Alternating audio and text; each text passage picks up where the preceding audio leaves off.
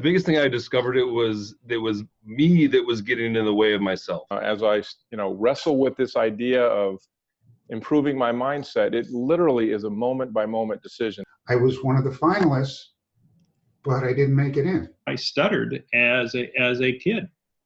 And it wasn't until I was forced with an absolute crisis that I had to go get a job in sales. I had my kids and my husband comment to me, they like, since you started doing whatever this thing it is that you're doing, you're like a better mom, you're a better wife, like you're easier to be around. What I admire about the work that we all do is telling people that, A, you can change your mindset.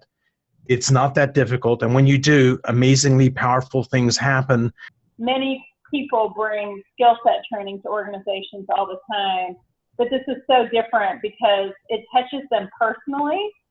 And so they feel like they're really being poured into by their organization versus just, getting the typical skill set development. They feel like their life has been changed and therefore their performance changes. I work at a pretty high level gym where everybody's training pretty hard, and I think we showcased it on a video, but there's this one girl, she was trying to squat 250 pounds. First time she got up underneath of it, fell on her back. I wasn't really paying attention to what she was doing because she trains hard and we're kind of all doing our own thing, but I looked over and she fell on her back, which is very dangerous. Threw the weight down. She looked frustrated. So there were only a couple of us in the gym at the time. So I asked her if she really wanted to do that. Did some mindset training, changed her energy levels. Took about 3 to 5 minutes. She walked right up, squatted it 5 times, no problem. And she dropped the weight down and couldn't be happier to see her reach her goal, because that was a personal record for her. So in 15 or 20 quick mindset, 3 to 5 minute mindset trainings, it has yet to fail me where somebody hasn't turned around and accomplished their goal right away. Patrick, how do you look at the mindset from your perspective, from your background? I did a master's in positive psychology. Marty Seligman, who is the founder of positive psychology, has a program at the University of Pennsylvania and brings in 36 students a year. You can do it while you're still working, although half the students just do it full time, come from around the world, students coming in from Australia, Germany, Japan, listening to people like Carol Dweck and people like Adam Grant, who have founded all of this as a course with Marty Seligman. And so I applied for the program, in all honesty, with a fixed mindset, figuring I'd be a shoo-in. I figured, I'm president of this company around the corner, been helping people hire and develop based on their potential. And I was one of the finalists, but I didn't make it in. And I was stunned. I was stunned because I thought, I thought this would be a breeze. And so then I had 2 conversations going on, these little things that happen on each of our shoulders. One saying, okay, next year I'll apply and I'll give it my all. Perhaps I just held myself back too much or assumed that would work. And part of it also, in all honesty, comes from having grown up with a value of being modest. My parents felt that modesty was important. So the idea of bragging or talking about myself was something that I was not particularly comfortable with. I'd rather other people did that. But next time around, year comes later, I have a choice of either applying or not. And the one voice was saying, go for it, but let them know how important this is to you. Let them know that you really want this. In the interview, rewrite your essay, let them come across like you mean it. And I had the other voice, which you would call the closed mindset, saying, do you really need to hear twice that you're not who they're looking for? I mean, are you a really slow learner here? Fortunately, I listened to the first voice. And I was accepted. And the truth of the matter is that it meant so much more the second time because of that. Man, the biggest thing I discovered it was me that was getting in the way of myself. And I think over time, you know, when you have experiences where they're working with customers or working with clients, you know, you start to develop these interactions, which then become stories. And those stories that if you perceive them to be negative or it wasn't fair, or whatever you come up with, that then becomes attached to you. And the more of these things that you start to attach to, the more that starts to slow you down. In order to kind of reset, you know, we have to acknowledge the past. And acknowledging the past, really kind of admitting where the mistakes were, or even if there was awkwardness in situations or relationships, is really kind of getting down to, you know, being authentic. Kevin, welcome and thanks for joining us. Yeah, you're welcome. Thrilled to be here. You handled very difficult situations as a captain. Describe when you almost lost a boat. Before I get into that, let me say that we're all on a journey here, and we're all hopefully continuing to learn and grow, and we experience these particular sort of milestones along the way that cause you to go, okay, whew, man, glad I made it through that one. Now let me go to the next one. The specific one, this is just one of many in my life, and I'm continuing to go through them, even as, you know, recently as this morning, as I, you know, wrestle with this idea of improving my mindset. It literally is a moment by moment decision, but the one that I shared with Gerhard, and I'll share with everybody else, is I was on a patrol boat, 95-foot patrol boat that was stationed out of Woods Hole, Mass, Cape Cod. And it was in the winter, it was icy, the wind was blowing hard. And for those of you who have been at sea in the wintertime, when there's a really fine spray that's being taken off the tips of waves and it hits a steel-hulled ship, it instantly freezes and turns to ice. And so as time goes on, ice just builds up more and more and more. And instead of a very sort of lively, you know, tossing back and forth in the sea, it starts to slow down because the ship is getting heavier and heavier and heavier, and it's starting to roll further and further. And it can be quite dangerous. And you're literally, you would think that technology would solve this, but the easiest way to get ice off of the ship is literally to send the crew out with baseball bats and beat it off, and literally break it into pieces and push it over the side so that it's gone. But we got to a point where we were so iced up, and no matter how aggressively we beat it off, there was still a lot, and we had to turn beam to the sea, which means the waves were going to hit you directly sideways. It's a very, very dangerous situation to be in. We were going down sea with the waves kind of pushing us. We had to turn and head back in another direction and go through the trough. And if you get caught at exactly the wrong moment and get hit with a wave, you know, especially when you're so heavily weighted, it can cause the ship to flip over. Of course, that's complete disaster. So everybody up on deck, everybody in all their survival equipment. And I was a young man at the time. And I thought, you know, do we have, you know, I was the captain of this patrol boat, the wherewithal to make this turn, get around and be okay. But, you know, there was really no choice. You had to try it, or everybody was going to, you know, end up in the water in the middle of the winter, which is not good. Long story short, you know, we timed it a number of times based on, you know, the period of the waves and all of that. And then when we got exactly the right point, it was all ahead, full left, full rudder, turned through the trough and made it. And after we got through that, you know, and I was just soaked in sweat and completely stressed out, and began to relax, and we got into the lee of Cape Cod, which meant, you know, the wind is dying down, the waves are dying down. We had the ability to sort of figure out what was going on, and it was a very, very after the fact rewarding moment that we were able to rise to the occasion and get through it. And that was very much a mindset thing. And then it gave me this tremendous shot of confidence to take that event and say, wow, if I can do that, there's all kinds of other things that are not nearly this difficult that I can also do. So that was something I shared with Gerhard. Thanks for asking about it. We need to shift from frozen thinking to liquid thinking and become fluid and not get stuck. And a lot of people get stuck. It's almost like as if ice was building up on their neurons. Kevin's solution was baseball bats. You know, I mean, that was, and sometimes we overcomplicate things. So Kevin, I appreciate you for sharing that story, because wow, even in the midst of crisis, we have to realize that many times it's the simple things that we do that get us through that.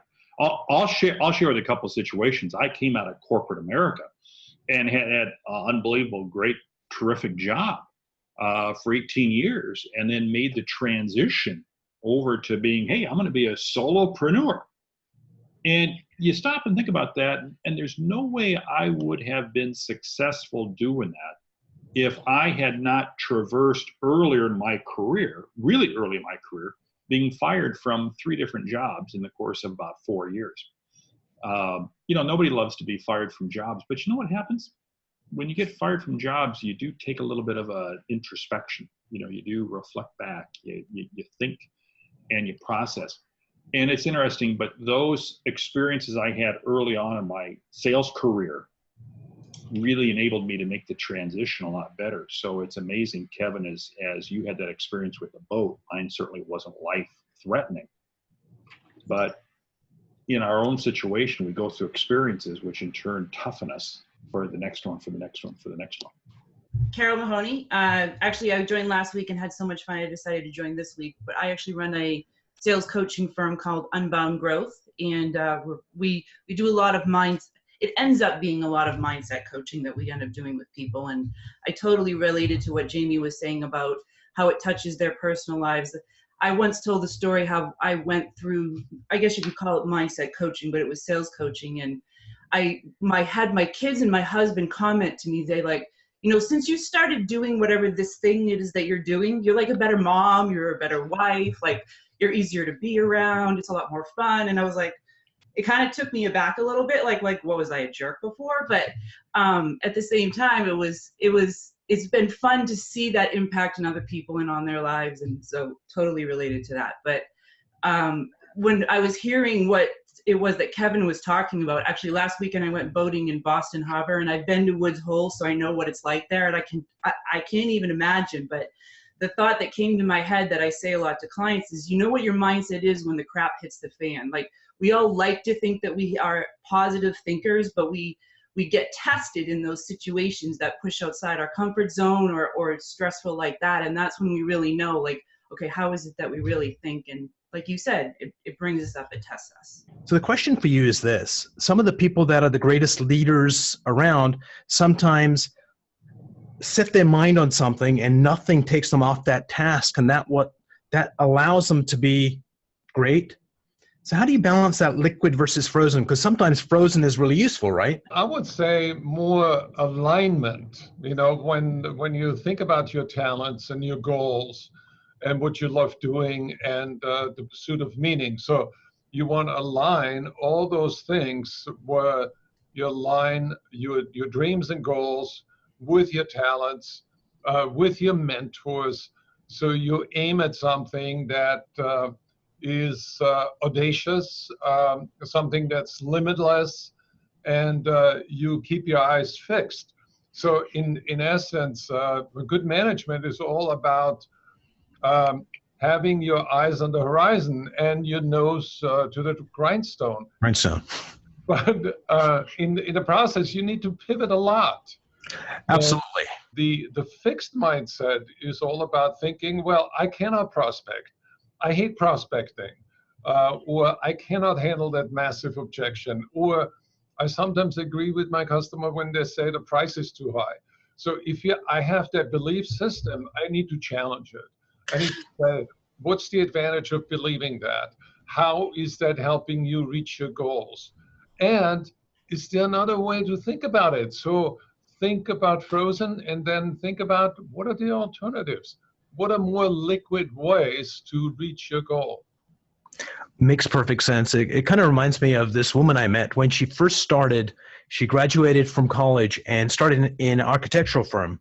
They said, we want you to call CEOs around the country and tell them about our firm and get appointments. And she goes, okay. And she starts calling and landing appointments. And everybody around her is saying, how do you do that? They don't want to talk to you. They're so busy. She said, after 3 months, I couldn't pick up the phone ever again. So she had this I can do anything mindset, and just the people that were around her got her to change in that negative way. And she said, so mindset is a fluid thing. And surrounding yourself with people that have bigger thoughts, bigger ideas, and bigger hopes for you is a great way to get the right mindset and maintain it. It's the mindset, I'm a firm believer, that makes that incremental difference. And those incremental differences, when you're talking $100 million company and you're changing the mindset of your top performers to increase sales 1 to 10%, you're talking about real value, right? When you're working with athletes and you're shaving off tenths of a second in a 30-second race, that's the difference between winning and losing. So to me, the mindset is really the difference maker in high performers versus mediocrity or low performers. When we wrote the book Succeed on Your Own Terms, the premise of the book was that everybody in the book was succeeding, and they defined success in their own way, but they were succeeding because they knew the quality that defined them, and they turned up the volume on that. I know a lot of our educational system likes to have well-rounded people, but the most interesting people I've ever met all have edges to them. And so in the book, the guy who owned the quality of resilience was Muggsy Bogues. Muggsy is the shortest NBA player of all time, I think 5'2". And but Muggsy, in terms of the mindset that you're talking about, Muggsy started off, he's playing basketball and he's just dribbling because he figures that's his way out of the inner city. In fact, there were 4 guys at Dunbar High School that graduated the same year with him that made it to the NBA. So it was a tough neighborhood. He was in the hospital several times. He saw somebody shot to death. He figured this was his only way out. But when he was about 7th grade, Muggsy just stopped growing. And he had everybody say to him, you know, Muggsy, you're a really fine player, but you want to have a plan B maybe? And he said he just kept playing. He kept playing and playing. And he said, eventually got a college scholarship. And then when he heard Stern call his name in the first round and said, the Charlotte Hornets take Muggsy Bogues, he said that was it. And he said for a long time that stuff was in one ear and out the other. But that was when I said yes. I had shown that he said I not only took advantage of the opportunities I had, but I gave it every little thing I had. And he had, I mean, there's what Muggsy could do was change the game of any player who was taller than him because he was short, he was closer to the ball. So he would change the pace of the game.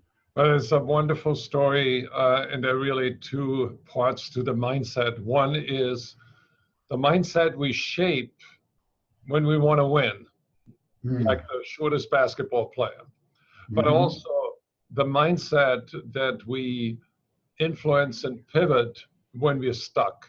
Umar, can you share the story of that 4-year-old girl that was bitten by a dog? A young lady's name was Isabella, and when she was 4.5, she went to a party with her parents, and she was the only child there, which is the definition of the world's most boring party, being with all those adults. And she had the family had this cute little dog, and she got to play with the cute little dog all evening long, had a ball, and at the end of the evening, a mom came up and said, all right, sweetheart, it's time to go. So they go to the front door, and you know, as adults will do when you're saying goodbye, say goodbye for about 10 minutes. Little girl gets bored, runs back to the dog to play, and this time the dog isn't expecting her, and the dog turns around and bites her on the face. And they rush her to the hospital, and the nurses clean her up, give her some stitches, and the plastic surgeon makes the scar disappear. Now she's 4.5, 6 months later, and each time she looks in the mirror, she still sees the scar that doesn't exist. And as soon as she looks in the mirror, she is reminded of that event, and just her face just falls. And her mom said, you know, I don't want her starting school with that kind of self-image. And there's an area of psychology called neuro-linguistic programming, which is all about changing beliefs. So we figured out what the belief was that caused her to see that scar.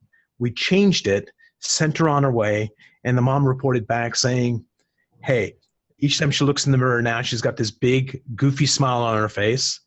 And this happened about 10 years ago. And I just met the mom at a networking event recently here in Baltimore.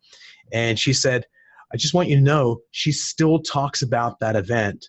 And I think the reason I like this story is we all have a mindset, and a 4.5-year-old has no idea what it is, but we still have the ability to change it in a powerful way that changes lives. Let me share with you the mindset. And I don't know if I've ever shared this with you, but how I wound up in sales, because I was not destined for a career in sales. My mindset was all about marketing. The reason was because I stuttered as a kid. And it wasn't until I was forced with an absolute crisis that I had to go get a job in sales. The crisis was the Seattle Police Department. The crisis was 4 tickets in the course of about 6 weeks, which meant I couldn't afford car insurance. And it was very interesting, but one of the problems I had, and the reason I got fired in several sales jobs, is because I couldn't make that transition in my mind that I could do this, because I was like, no, I can't do sales. And it wasn't until I really reconditioned my thinking that I was able to really achieve a phenomenal career in sales and come to absolutely love it today. But it took a crisis, but the crisis in and of itself wasn't enough. I then had to change the mindset to get over that. So Mark, if I can just jump in, what's amazing about that story is that whatever our mindset is, our whole being is doing everything in its power to make that come true. And which made you unsuccessful in sales in an amazing way. And as soon as you got that shift, all that energy and power went to say, oh, that's what you want.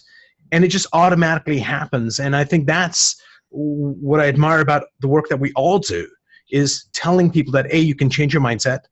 It's not that difficult. And when you do, amazingly powerful things happen. Not that we're doing it, but the gifts that God gave you come to bear in that direction. I was reading the biography of Carole Burnett, and really famous comedian, and she was telling the story about Harvey Korman, who could not dance to save his life. He said 2 left feet, he just would not do it unless he was playing a character that danced. He said if he did that, he could dance perfectly. So it's just a proof positive of mindset. I could never do it, but when I portray this character, of course he can do it. And it's the same ability. It's just amazing, isn't it? Just mindset. I want to jump on that for a second because, I said earlier that I didn't want to go into sales because I stuttered. When I was in college, I knew I had that problem. You know what I became? Became a disc jockey. You're listening to the Mindy 95 KQZ Radio, 719 in the city, going to high 68 today. And when I was in character, my speech was flawless. Amazing. Yeah. It was amazing. Yeah. I used to have wicked stage fright. And so the idea of getting up and speaking in front of people absolutely terrorized me. But I loved music, and I loved being able to sing in the shower. Like, I'm that girl in the car on the highway that you see singing really, really loudly and you don't know what's going on. But so what I did was I figured if I take singing lessons and I can get on stage and sing in front of people, then I can certainly get on stage and speak in front of people.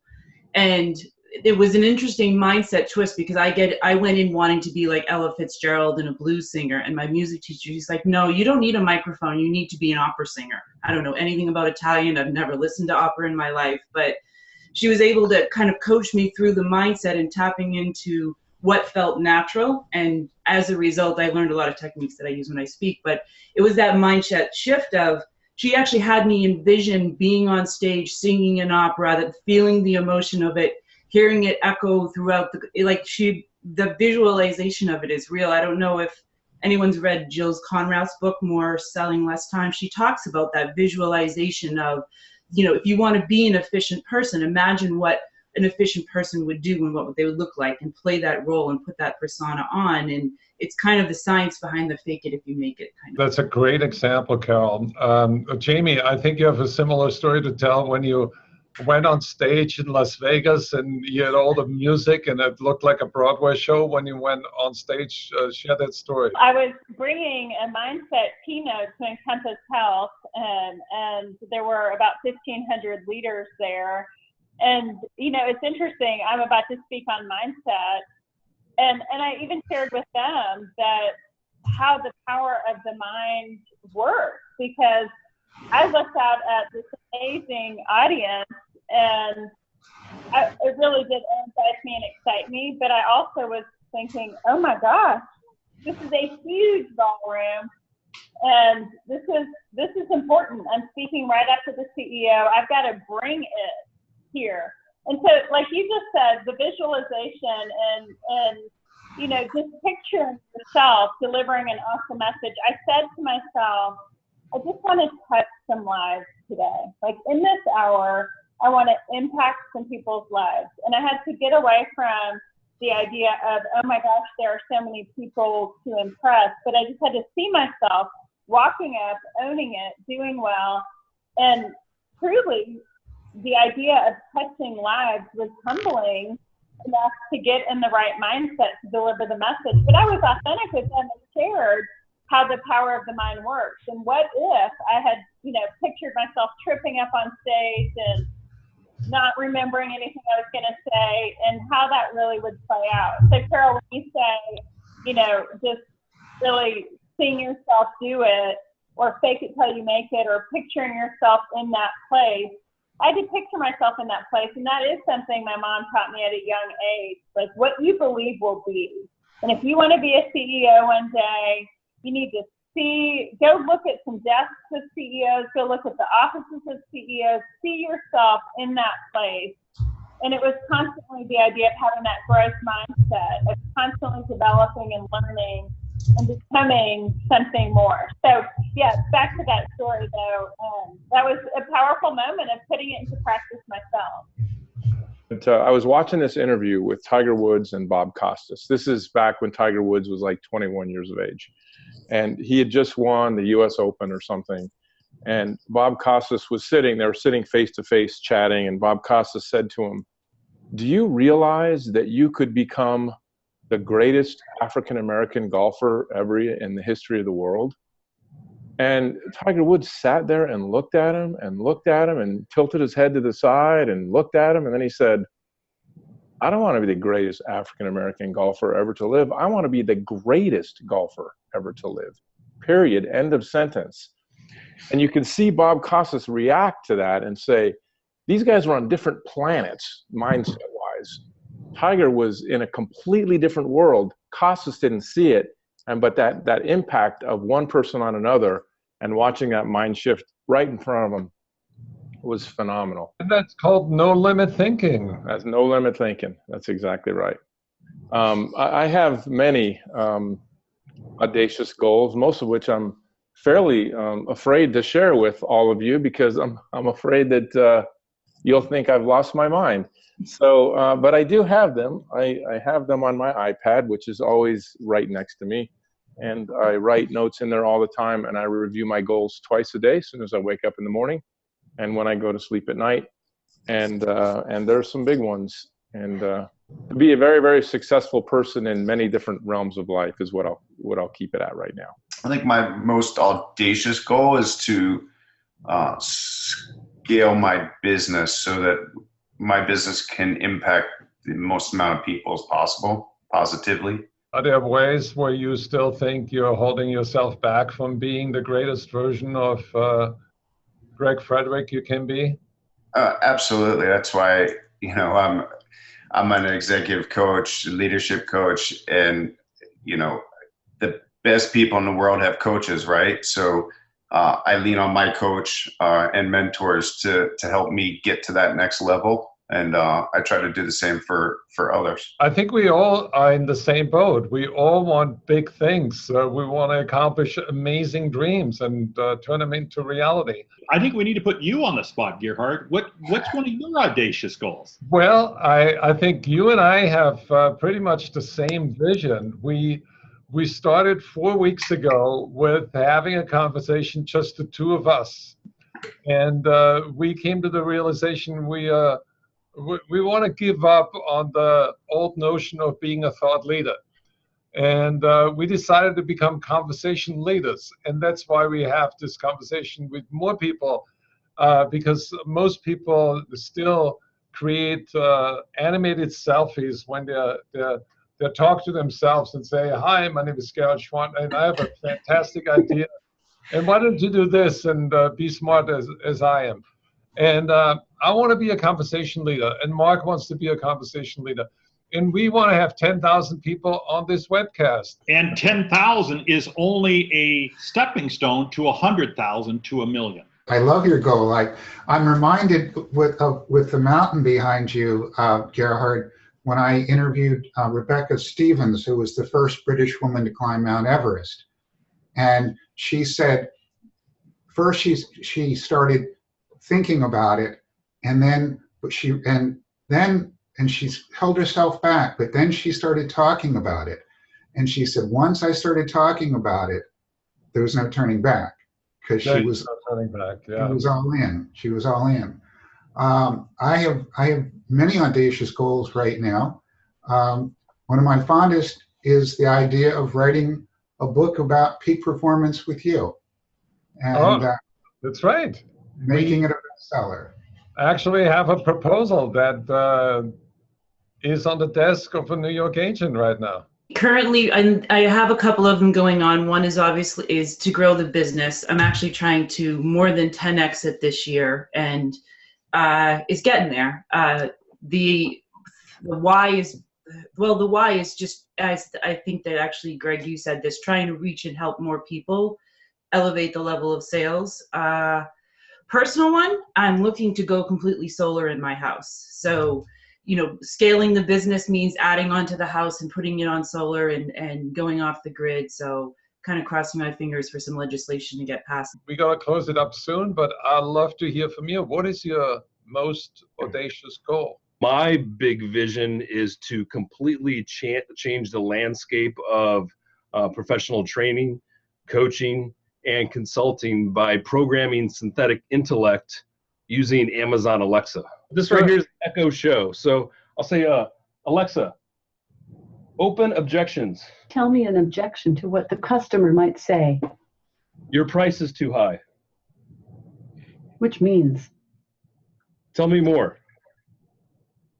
Compared to what? Tell me more. How much did you think it would cost? Tell me more. If our competitor is much less, what does that tell you? Perhaps they know how much their product is worth. I'm too busy to talk with you. Just as much as you believe in the value of your time, I believe in the value of our product. I also believe we can save your company a lot of money. If you are willing to invest only 7 minutes, I may be able to help you save $700 or even $7,000. Would you like to know more? So this is my big vision here, and it's just really exciting because I think we're at the very beginning as far as what's possible with this type of voice-enabled technology. And I can totally see that, to program Alexa and say, I'm not worthy. And Alexa gonna say, yeah, you're great. Or Alexa, I need motivation and I need inspiration. And Alexa says, well, every day in every way, you're getting better and better. I guess Carol's asked how to maintain a mindset on day to day. So I typed in daily self-affirmation.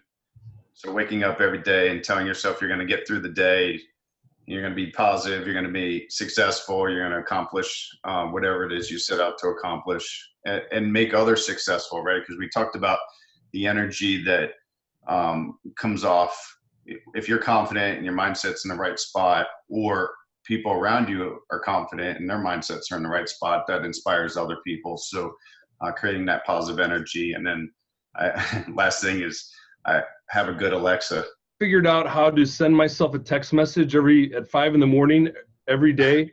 And so it says, I programmed it, right? So it says, hey, good looking, it's 5 a.m. and you need to get to the gym so your body is in the best shape to change the world.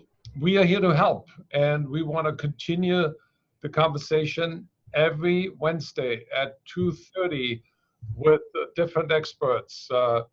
Mark, you're the co-host. You have the last word.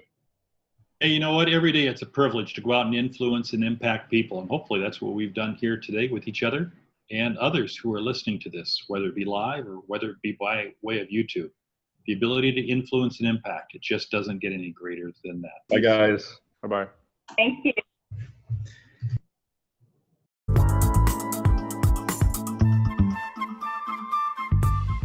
whatever our mindset is, our whole being is doing everything in its power to make that come true.